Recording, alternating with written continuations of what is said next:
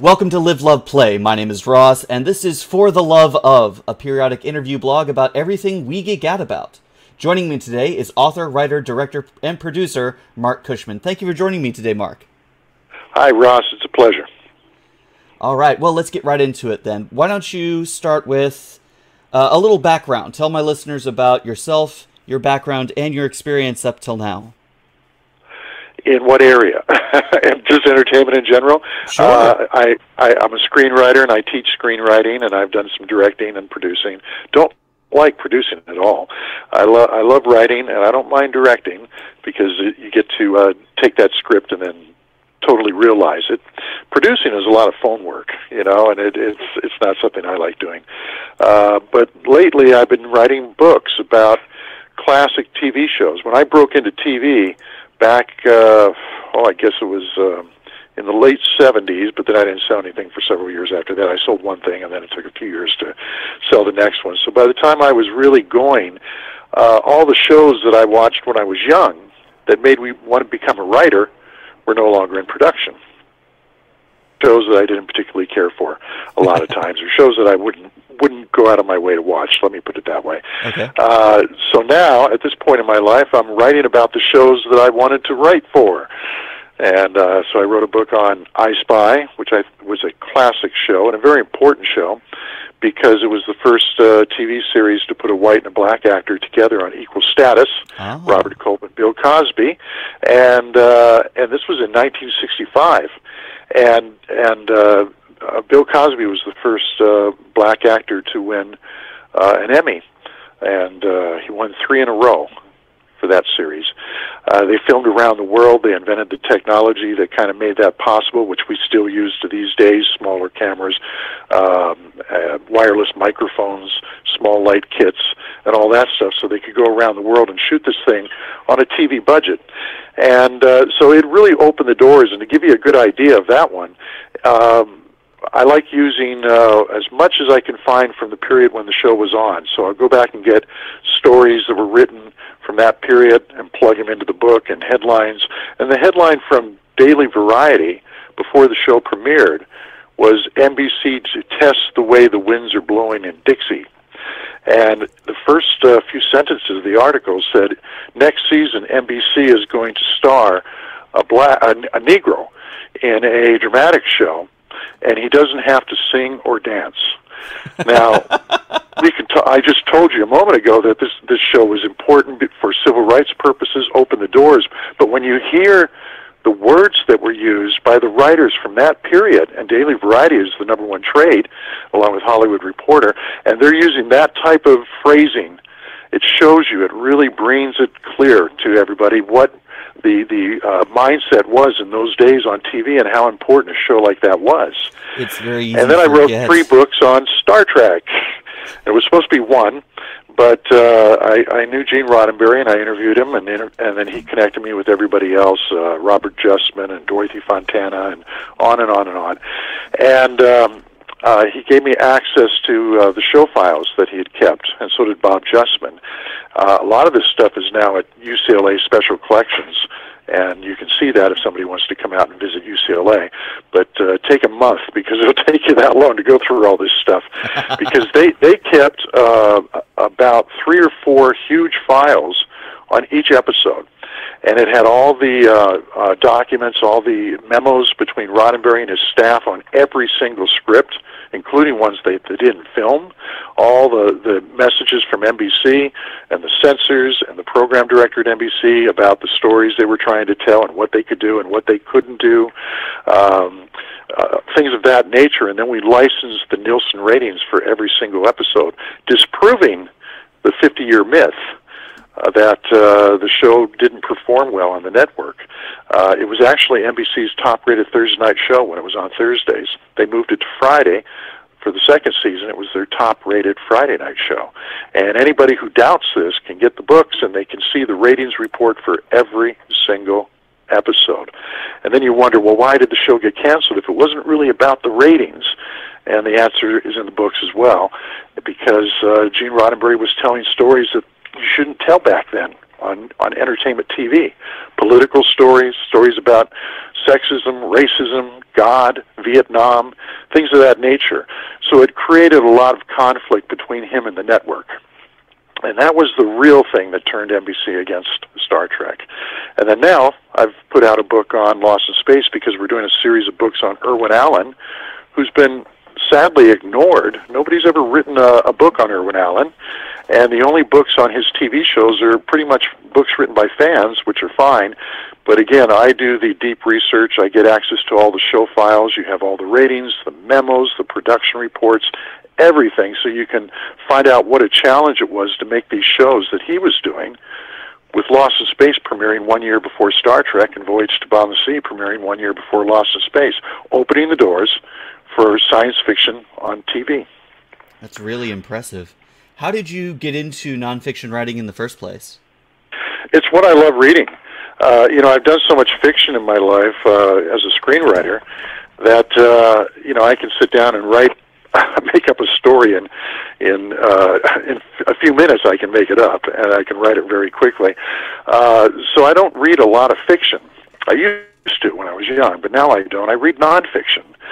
And I love reading a good biography on somebody that tells about their life and their work, especially if they're entertainment people. I love reading about them and all that they did.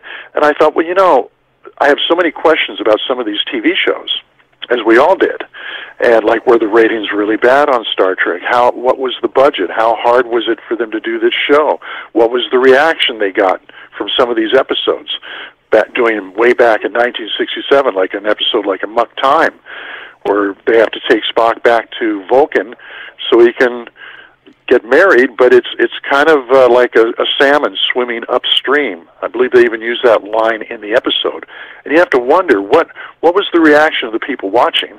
So I wanted to get the letters that the people wrote that week, saying, I changed channels. I was not going to have this on my TV set with my kids watching, things like that. And so by digging through these files and getting all this stuff, I'm able to answer these questions. So I call these books biographies of a television series.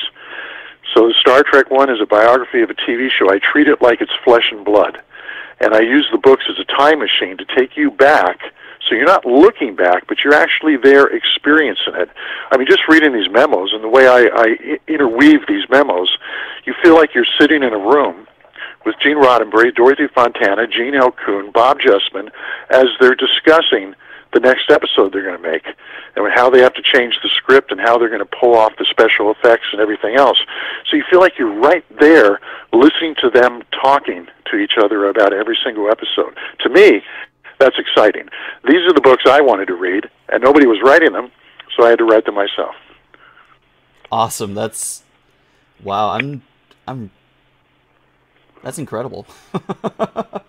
It is. It's really it's kind of a rush for me, and I've had a lot of people who've read these books tell me the same thing. So much of a rush that they get addicted to them. A friend of mine, Scott Mance, who I met because of these books, who works for Access Hollywood, and anybody who's a big Star Trek fan probably knows Scott, because he comes out to a lot of the conventions and is a moderator for a lot of the speakers and so forth. And he got the first book, and he was calling me. He had me on Access Hollywood with John D.F. Black and later with Walter Koenig, and he would call me and say, "Is the second book ready? I've read the first book 3 times, and this is a 500-page book."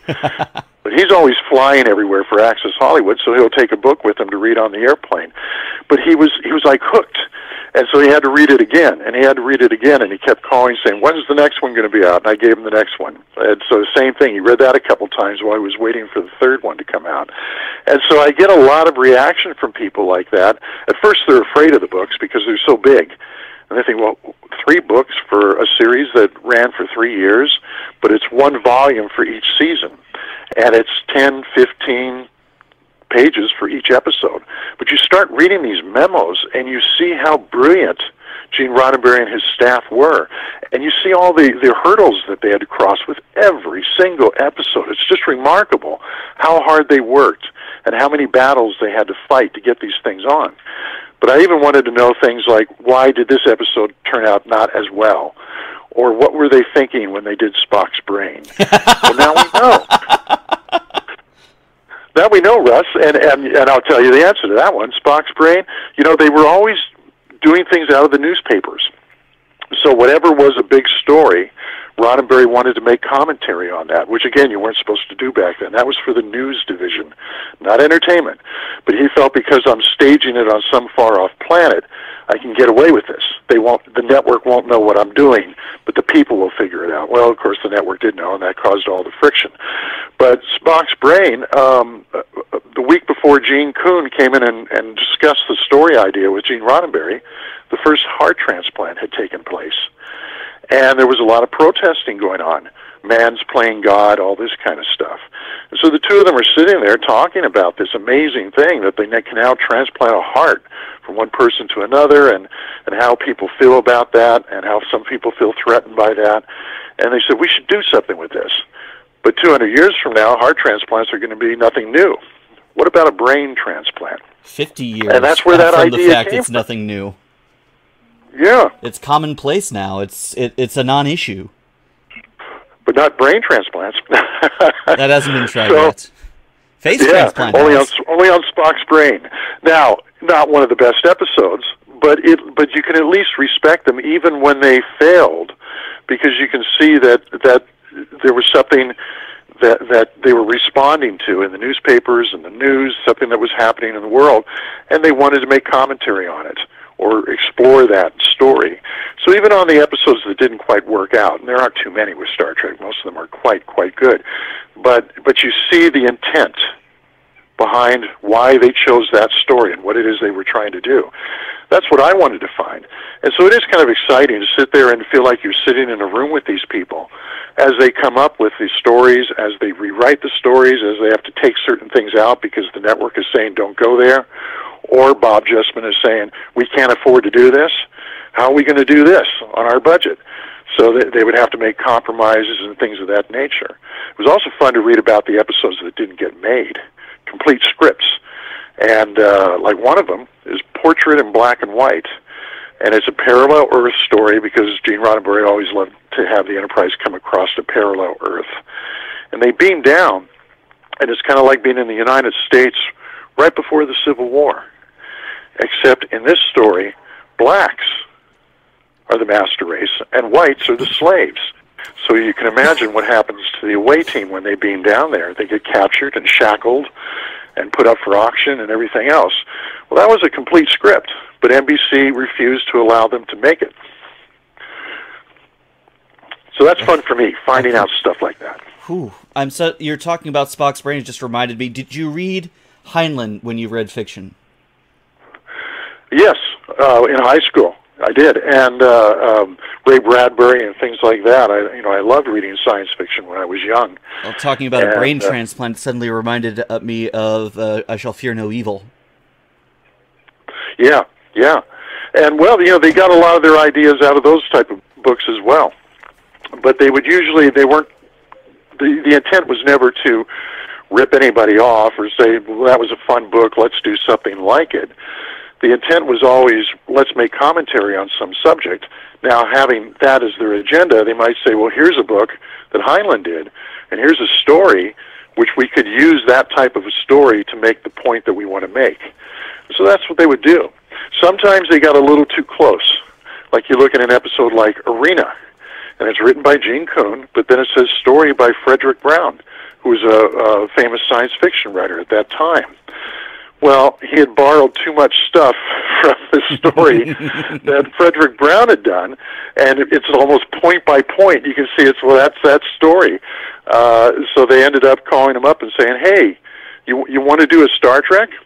And he says, well, I'm so everything, but I love the show. And they said, well, how would you like to do a Star Trek and not have to do anything?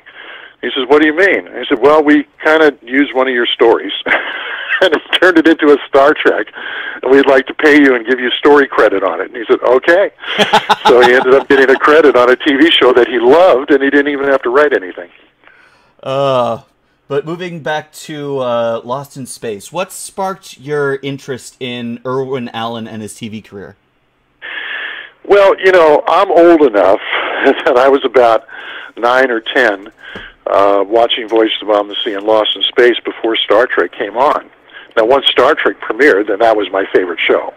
I would still watch Lost in Space because it had hooked me when it premiered a year before Star Trek came on.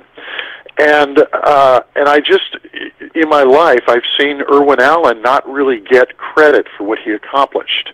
And people would say, "Oh, well, Lost in Space was silly compared to Star Trek, or it wasn't as serious, or wasn't as important." And yet, it is important, because if there hadn't been a Voyage Beyond the Sea, there wouldn't have been a Lost in Space, and if there hadn't been a Lost in Space, there wouldn't have been a Star Trek. Because what happened is Irwin Allen approached the networks in 1963, and he said, "I want to do a science fiction series." He'd been doing movies for 20th Century Fox, and the studio was going bankrupt. They had to sell off their backlot, which became Century City here in Los Angeles, because they made Cleopatra, and it went so far over budget that it broke the studio. Wow. And in conjunction with Marilyn Monroe's last movie, which never got finished because she died. So they had these two expensive movies they were doing, Cleopatra especially, and it broke the studio. They had to sell off their backlot to try to get money to keep operating.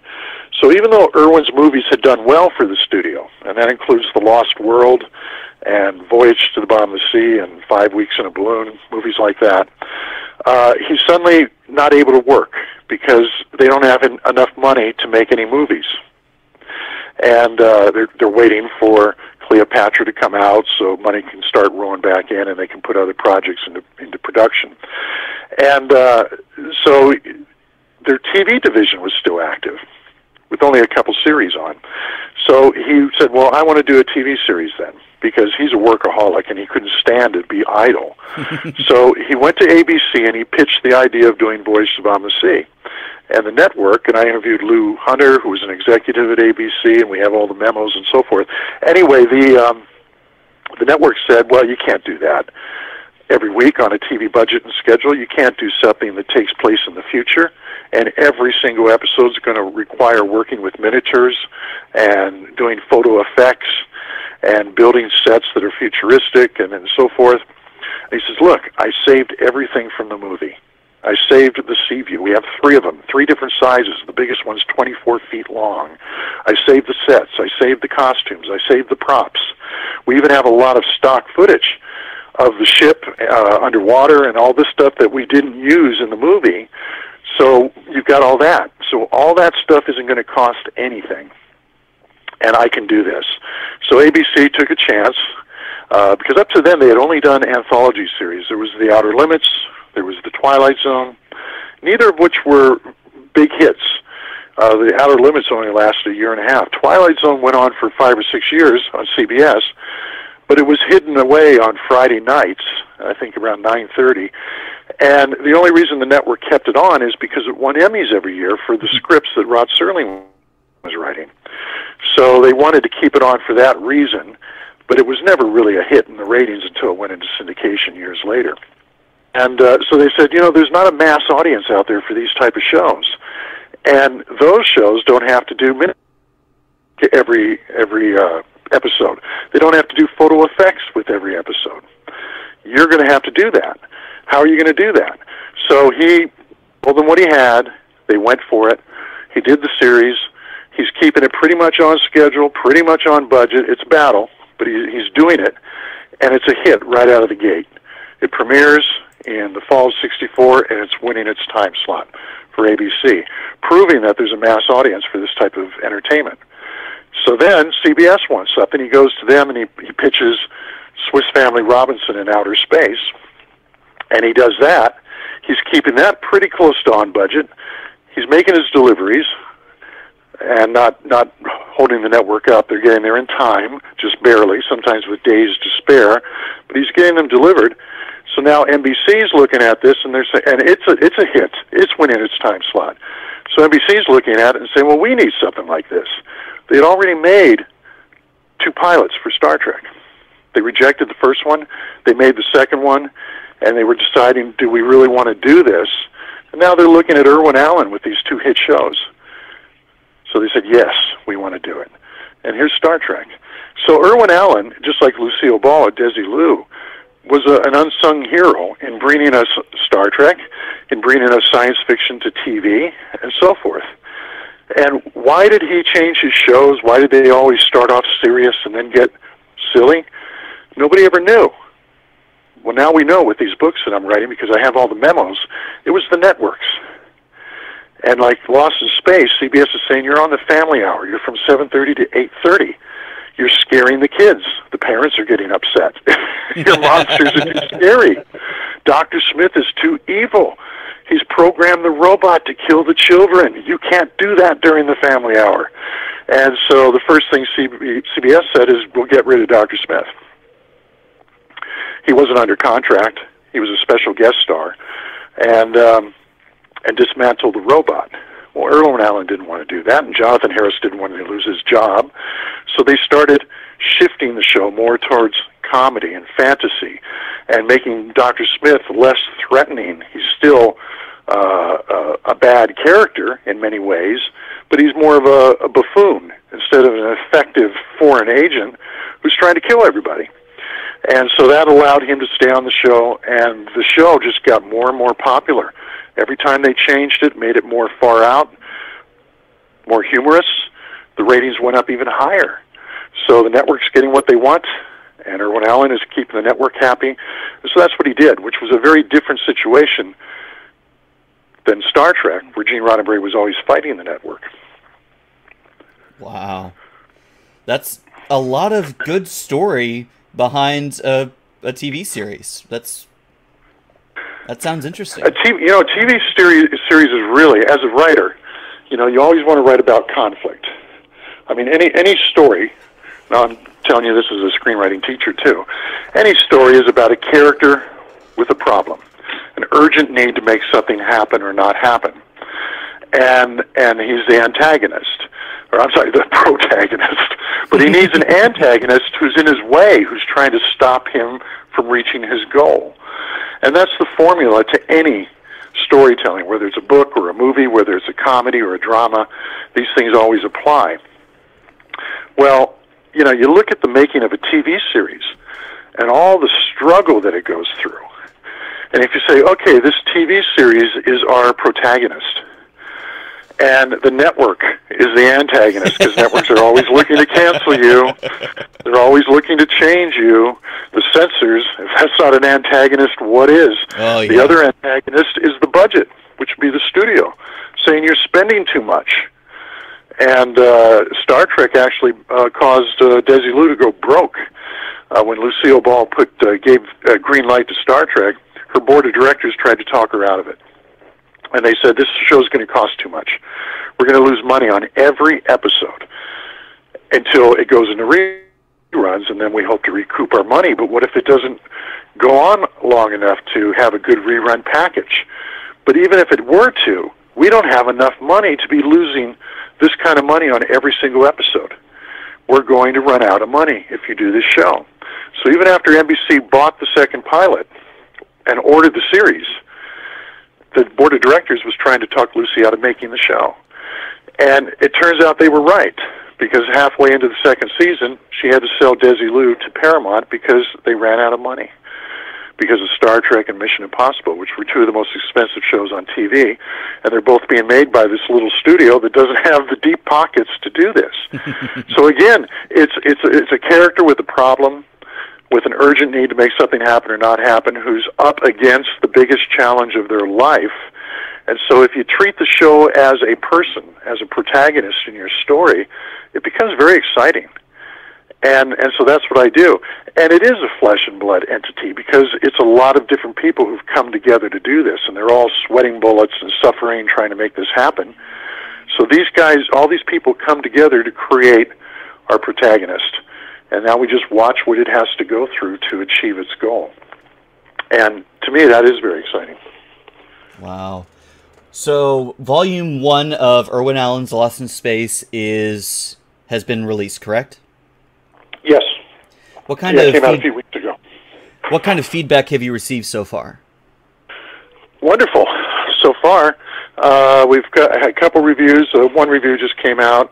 Another one I know has been written. It hasn't been published yet, but I've been told it's very positive. Just like with the Star Trek books, they were all 4 or 5-star reviews, whatever the top was for that particular magazine or website. We never got a single bad review. And the early response is people are saying this is as good as the Star Trek books.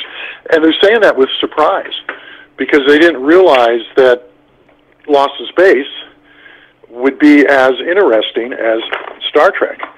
But it is as interesting because it was there first.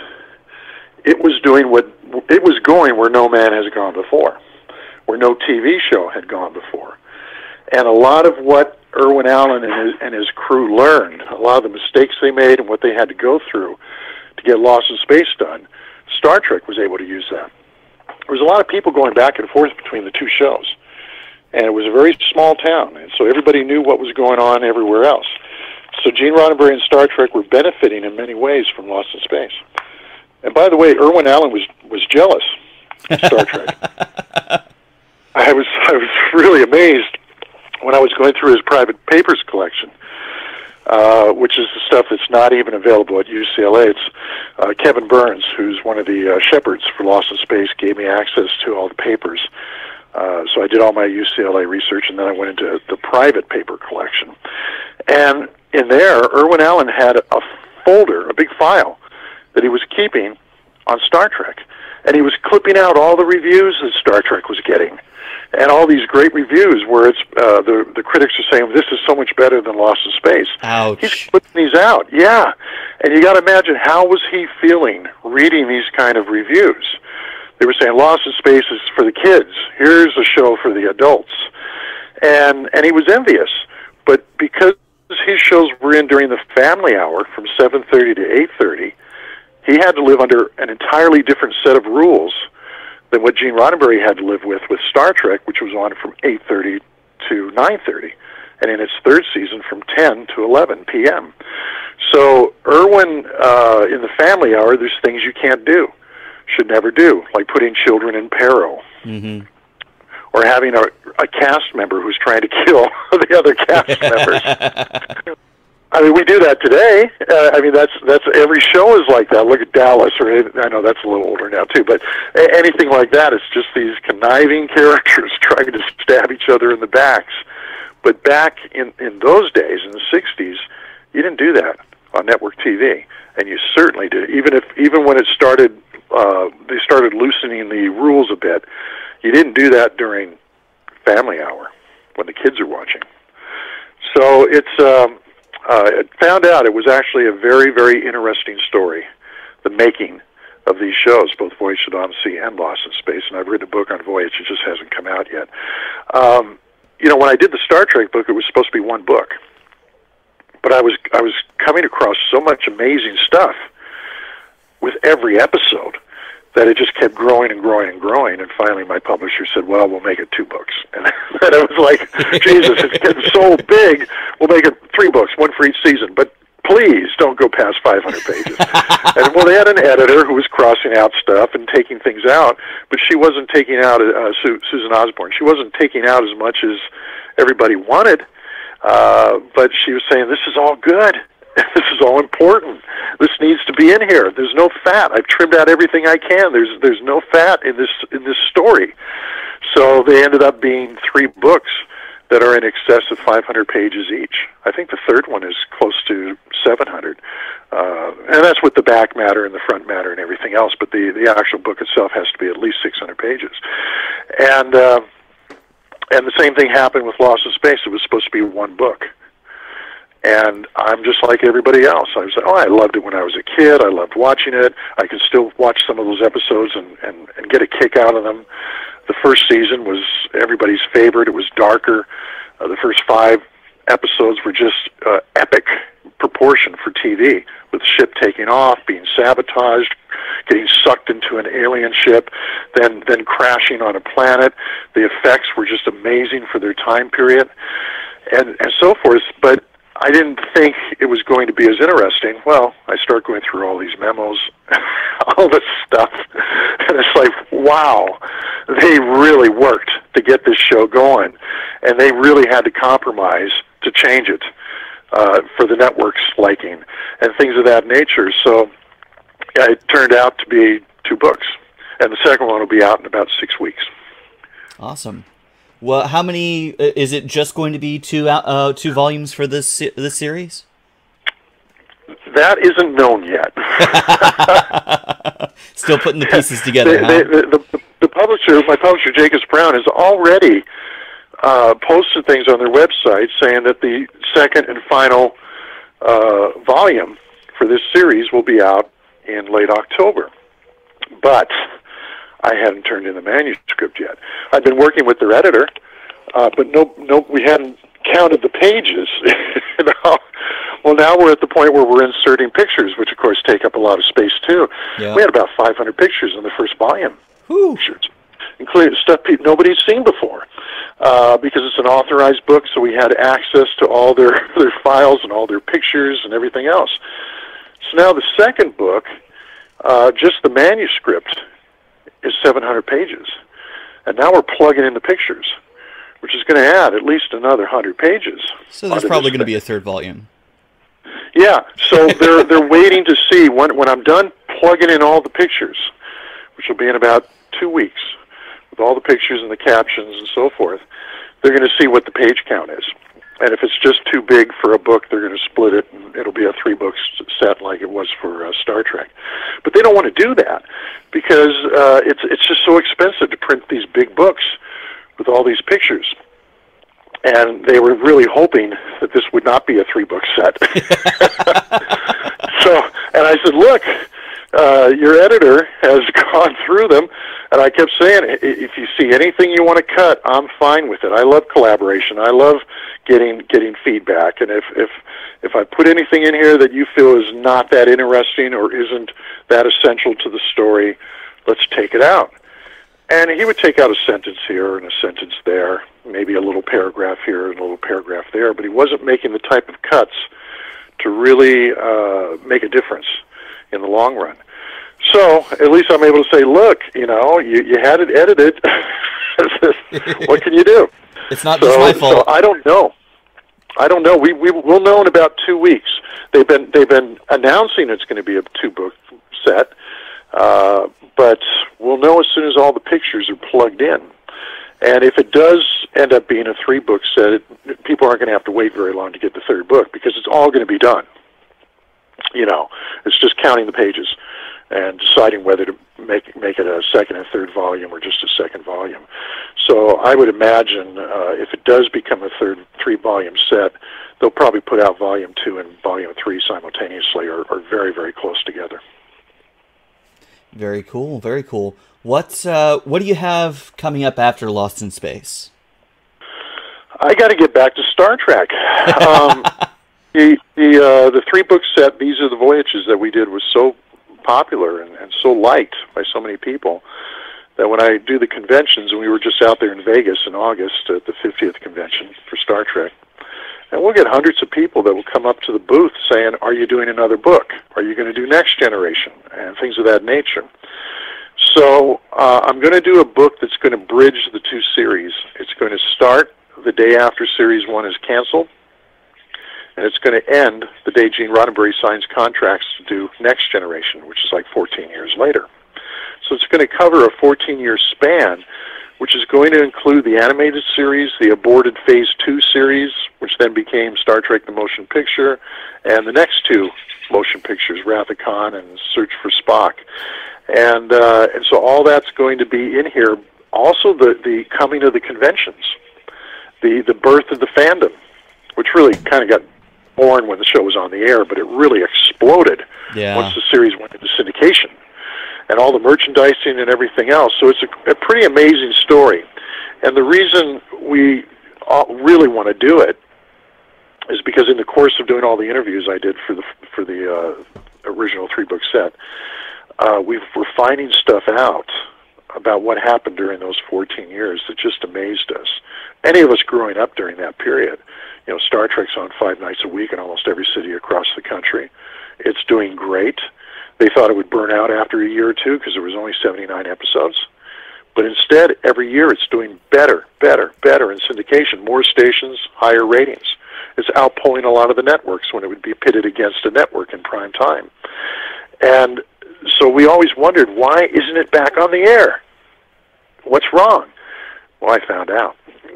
And it was very surprising when I found out. And I also found out the reason they did Next Generation, and it was very surprising. Well, obviously they did it because the first one was so successful and they wanted to get it back onto TV. But what happened to allow it to get back on is very surprising. So there's a lot of information I came across that nobody knows, that's not on the internet, it's not out there, none of the fans seem to know it. And so we thought, well, here is an amazing story. Awesome. And again, it's like a movie. It's a 3-act structure. It's got surprises, it's got struggle, it's got conflict, and then it's got a bright resolve, a happy ending. It's amazing what they had to go through to get there. So that's the next one, and then I'm going to do the first season of Next Generation. I've already collected all the memos. David Gerald gave me a lot, and so forth, and Dorothy's been very helpful, Fontana. And so we'll do the first season of Next Generation. And if it's successful, we'll just keep going. Awesome. Well, that wraps up all of my questions. Thank you very much for joining me. You betcha. All right, my name is Ross. This has been Live, Love, Play. Thank you for watching and listening. If you enjoyed this interview, please like and subscribe the video, subscribe to my channel, and visit my website, www.iliveloveplay.com. Live, Love, Play is produced in association with Busy Little Beaver Productions. That's a cute name. Ross, it's been a delight talking to you. Likewise, Mark. Thank you for watching this interview. If you enjoyed it, please like the video and share it with your friends on social media. If you would like to see more content like and unlike this, please subscribe to my channel and visit my website. Links from the interview and to my site can be found in the description below. In association with Busy Little Beaver Productions.